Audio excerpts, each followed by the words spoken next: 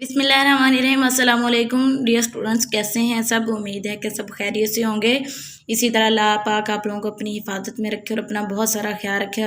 इस पे अमल करें ताकि आप अपने साथ साथ अपने इर्द गिर्द रहने वालों को भी महफूज रख सकें। तो चलिए अब अपने लेक्चर की तरफ बढ़ते हैं। Computer science 8th class chapter number 3 हम लोगों ने स्टार्ट किया हुआ है, जिसका नाम है सेपरेट शीट इन एक्सेल। तो इसमें हम क्या एक्चुअली पहले भी आप लोगों को जिस तरह बताया कि हम इसमें MS एक्सेल को ही जो डिटेल में पढ़ रहे हैं। तो हमने जो कल उसके जो हमने क्वेश्चन पढ़े हैं वो कंपोनेंट ऑफ एक्सेल विंडो, ये वाला क्वेश्चन हम लोग पढ़े हैं। ये मोस्ट इंपॉर्टेंट क्वेश्चन है और ये लॉन्ग क्वेश्चन में भी है। जो फर्स्ट वाला लॉन्ग क्वेश्चन है उसमें पूछा गया है कि कंपोनेंट ऑफ एक्सेल विंडो के क्या हैं, कौन से हैं। तो ये आप लोगों ने डिटेल में क्वेश्चन बताना है। इसके हम लोगों ने कुछ कंपोनेंट जो है कल भी पढ़े थे, जिनमें रिबन और टाइटल बार था, जो हम लोगों ने कल वाले पढ़े थे। हम लोग 4 इसके कंपोनेंट्स पढ़ चुके हैं। तो आज जो इसका 5वां कंपोनेंट्स पढ़ने जा रहे हैं उसका नाम है फार्मूला बार और जो सेकंड है वो है नेम बॉक्स। आज हम इन दोनों कंपोनेंट्स को जो है वो डिटेल में डिस्कस करेंगे। उसके बाद मैं आप लोगों को क्वेश्चन भी दिखाऊंगी कि कौन सा क्वेश्चन जो है आप लोगों को कौन सा लॉन्ग क्वेश्चन है, कौन से पेज नंबर पे है। तो आप लोग अपनी लेड पेंसिल साथ रखें और बुक को भी साथ ओपन कर लिए ताकि आप लोगों को आसानी हो साथ साथ करने में। जी स्टूडेंट, तो सबसे पहले देखते हैं कि फार्मूला बार क्या होती है। जैसे फार्मूला इस नाम से ही पता चल रहा है, फार्मूला जिस तरह मैथ में फार्मूलाज हम यूज़ करते हैं किस लिए, अपनी जो इक्वेशन है उनको क्विकली जो है वो उसका हल ढूंढने के लिए, उसे सॉल्व करने के लिए हम जो है फार्मूला को जो यूज़ करते हैं। तो इसी तरह फार्मूला बार में यही चीज़ बताई गई कि हम ये जो MS एक्सेल में फार्मूलाज को किस तरह जो ऐड करके अपने जो वर्क को और ज़्यादा एफिशिएंट बना सकते हैं। जिस तरह इसमें कुछ फार्मूला यूज़ होंगे जैसे मैक्सिमाइज का, मिनिमाइज का, ऐड का, सब्ट्रैक्शन का, डिवाइड का, ठीक है। तो इस तरह जितने भी सारे जो फार्मूला होते हैं, जितने भी फार्मूलाज हैं प्लस का, माइनस का, तो मल्टीप्लिकेशन का, सारे फार्मूला जो हैं वो MS एक्सेल में भी हम लोग यूज़ कर सकते हैं और उनको यूज़ करते हुए अपने जो वर्क है वो अपनी शीट को और ज़्यादा एफिशिएंट बना सकते हैं उस वर्क को। और इसका एक यही बेनिफिट है फार्मूला बार को यूज़ करने से। क्या होता है कि फार्मूला को यूज़ करने से जो है हम अपना काम तेज़ी के साथ कर सकते हैं, बजाय इसके कि हम वैसे कैलकुलेशन करते रहें तो बहुत ज़्यादा टाइम लग जाएगा। और इसमें यही एक आसानी होती है MS एक्सेल में कि जब भी हम कोई वैल्यू हम लोगों ने चेंज करनी है, किसी एक सेल में चेंज करेंगे तो उसके अकॉर्डिंग जो बाकी सेल है, जितनी भी इक्वेशन है उसमें भी उसके अकॉर्डिंग वो ऑटोमेटिकली उसमें चेंज हो जाएगी। तो ये इसमें बताया गया है कि फार्मूला बार क्या होती है। फार्मूला बार जो है वो डिस्प्ले द कंटेंट को डिस्प्ले करती है of the active cell and the formula as use them in an active cell. तो इसमें क्या होता है, जो भी सेल एक्टिव होता है उसमें जो कंटेंट होता है उसको वो शो करती है फार्मूला बार कि कौन से सेल में कौन सा जो सेल एक्टिव है और किस में कौन सा फार्मूला यूज़ हो रहा है। तो यही आप लोगों को इसका थोड़ा सा बुक से भी दिखा देती हूँ ताकि आप लोगों को समझ आ जाए इसकी। जी स्टूडेंट, तो ये देखिए ये फार्मूला बार उन्होंने कहा है कि फार्मूला बार जो डिस्प्ले करती है the content of the active cell के कंटेंट को जो है वो डिस्प्ले करती है एंड द फार्मूलेट करती है user type them in an active cell को। तो ये देखें कि A1 जो है वो इसको शो करिए कि A1 पे जो है वो कौन सा फार्मूला हम यूज़ कर रहे हैं, वो सम का फार्मूला यूज़ कर रहे हैं और B2 एंड D2 को यूज़ करते हुए डिवाइड किस पे कर रहे हैं, 3 पे डिवाइड कर रहे हैं। तो ये देखिए जो ये वाली डायग्राम इसमें देखिए कि उन्होंने कौन सा क्या, A1 है। तो ये देखिए ये A है और ये 1 है। A1 में कौन सा फार्मूला, वो फार्मूला को यूज़ कर रही है, सम का फार्मूला यूज़ कर रही है। और कौन कौन से सेल साथ इसके एक्टिव हैं, वो B2 एंड D2 जो है वो एक्टिव है और दोनों को किस पे, 3 पे डिवाइड किया जा रहा है। तो ये इस चीज़ को शो कर रहा है कि फार्मूला बार में ये चीज़ दिखाई गई है।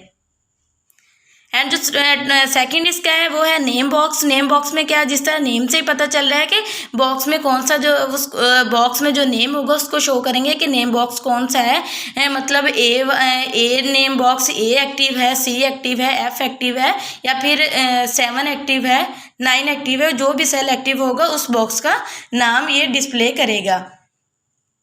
नेम बॉक्स जो है वो डिस्प्ले करता है reference of the active cell के, उसके एक्टिव सेल के रेफरेंस को जो है वो करता है। जैसे A2 जो है वो एक्टिव होगा तो वो A को भी एक्टिव करेगा और साथ A वाले सेल को भी एक्टिव करेगा और साथ में 2 वाले सेल को भी एक्टिव करेगा, जिससे रेफरेंस क्रिएट होगा, पता चलेगा कि A2 जो है इनके दरमियान एक रेफरेंस है। इसी तरह अगर F और इसी तरह अगर G और 5 को देखा जाए तो एक G वाला भी सेल एक्टिव हो जाएगा और साथ में जो है वो 5 वाला भी सेल एक्टिव एक्टिव हो जाएगा, फिर इससे पता चल जाएगा कि जी और एफ का जो है एक रेफरेंस क्रिएट हो गया है। तो ये वाला था आज के आप लोगों के जो थे दोनों थे topic, formula bar and name box. इसको बुक से मैं आप लोगों को दिखा देती हूँ ताकि आप लोगों को इसकी अच्छे से समझ आ जाए।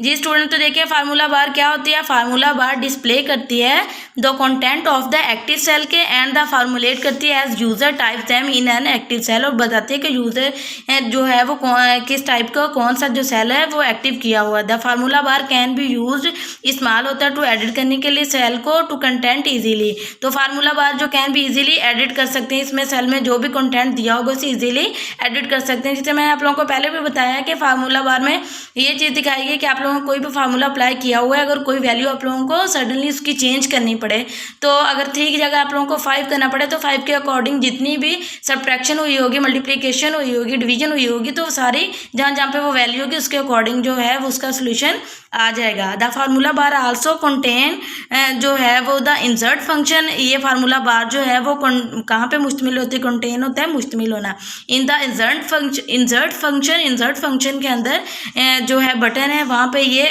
यूज़ होती है और गाइड करती है यूज़र को through the creation of mathematical formula. और ये यूज़र को जो है वो गाइड करती है कि किस तरह मैथमेटिकल जो फार्मूलाज हैं उनको उनमें ये वाले जो आप फार्मूलाज को यूज़ करते हो अपनी जो कैलकुलेशन उसको ईजिली बना सकते हैं। फिगर 3.4 में उन्होंने शो किया गया थे, जो फिगर 3.4 है इसमें फार्मूला बार को बताया गया। ये इसकी डायग्राम बनाई हुई है फार्मूला बार की।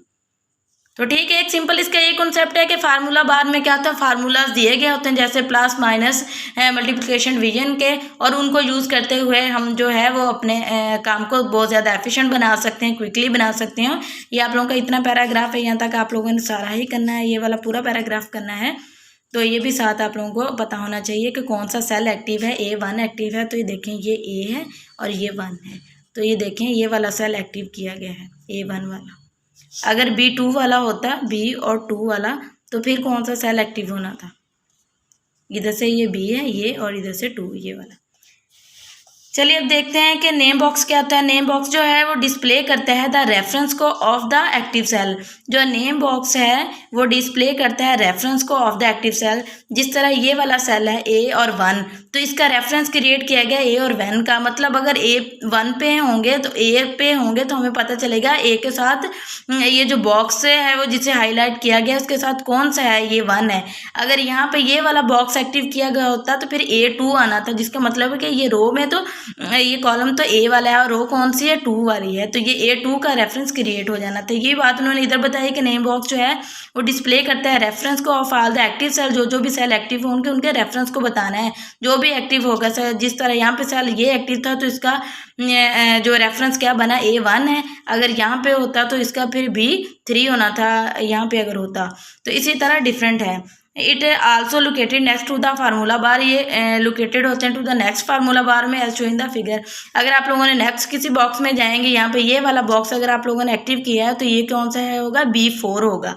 इसी तरह अगर इस पे जाएंगे, यहाँ पे आएंगे तो ये कौन सा होगा, ये C5 होगा। ये इसकी ये जो लोकेशन है उसको शो कर रहा है।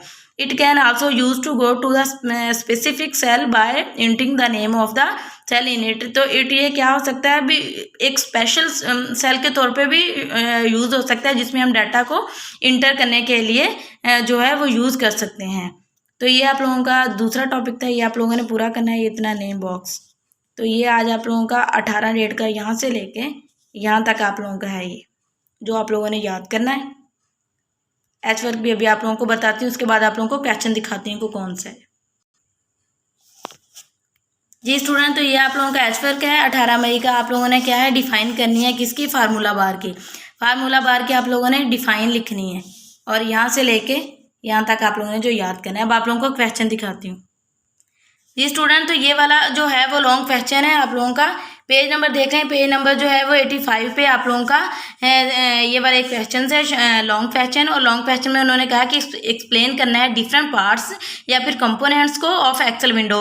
ये वाले जो कंपोनेंट्स हम लोगों ने पहले 4 पढ़ लिए थे, 2 आज हम लोगों ने पढ़े, टोटल 6 पढ़ चुके हैं। तो ये पेज नंबर 47 पे आप लोगों निशान लगा लें। जितने भी इसके अंदर कंपोनेंट्स आएंगे 6, 7, 8 जितने भी वो हमने उन सबको एक्सप्लेन करने हैं, हमारा लॉन्ग क्वेश्चन है। तो इसलिए हम जितने भी हैं वो 2-2 करके हम उन्हें पढ़ रहे हैं ताकि हमें अच्छे से उसकी समझ आए। तो ये वाला जो फर्स्ट वाला लॉन्ग क्वेश्चन है इसका ये आंसर बनता है और ये मोस्ट इंपॉर्टेंट क्वेश्चन है स्टूडेंट्स। ठीक है स्टूडेंट्स, अपना बहुत सारा ख्याल रखिए। अल्लाह हाफिज़।